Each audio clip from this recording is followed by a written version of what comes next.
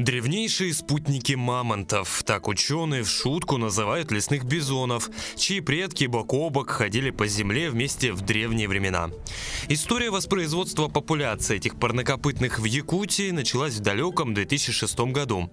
Тогда впервые выпустили на свободу экспериментальное стадо из 30 бизонов, завезенных из Канады.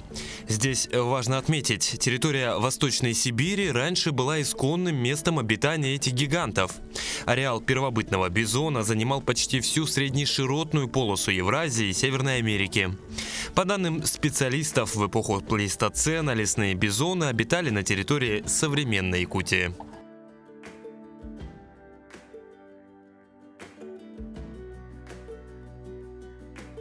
По идее, они сами по себе уже дикие.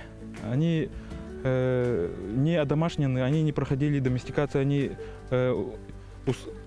искусственный отбор, как домашний скот, не проходили. Они у нас находятся в диком состоянии, какими были в Канаде, например, да?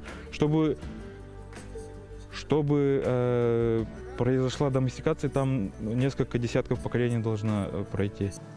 Первых 8-месячных канадцев привезли в питомник Усть-Ботама, созданного на базе природного парка Ленские столбы. На тот момент канадский национальный парк Элк-Айленд был единственным во всем мире питомником лесных бизонов. Всего же из Канады было осуществлено 4 завоза лесных бизонов. В 2006, 2011, 2013 и 2020 годах. Всего 120 бизонов. С тех пор за счет завоза естественного производства численность животных увеличилась более чем в 2,5 раза.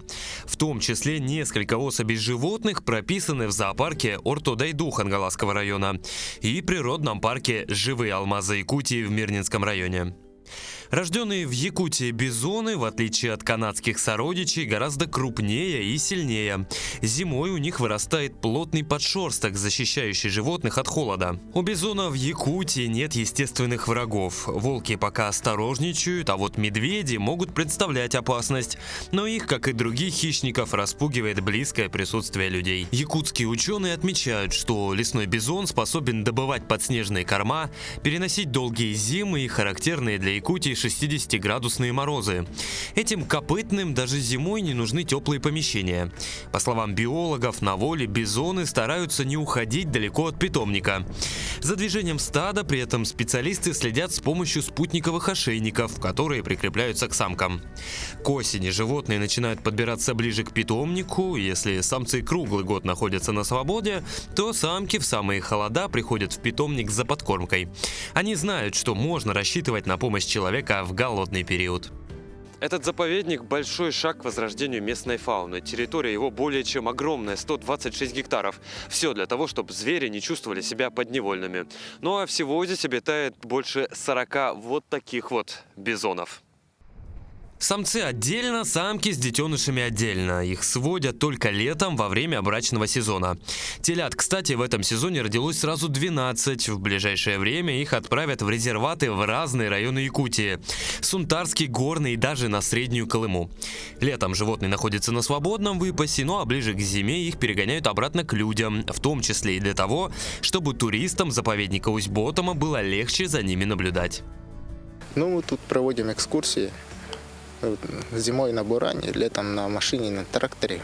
Плюс у нас есть домики летние, могут их снять, остаться на ночь. Для туристов, кстати, заповедник разработал целую туристическую инфраструктуру. Тут и комфортабельные теплые домики, и экотропа, и сплавы, и рыбалка, и разные экскурсии. Ну а в зимний сезон добавляются ледяные горки, скульптуры и катание на буранах до места обитания бизонов. Если к бизонам по объективным причинам близко подойти не получается, то на помощь приходят другие обитатели парка. Вот, например, изюбры. Главная цель специалистов – выпустить животных на волю. Но для этого понадобится десятки лет, ведь чтобы стать полноценным видом, этих могучих быков в Якутии должно быть не меньше 1000.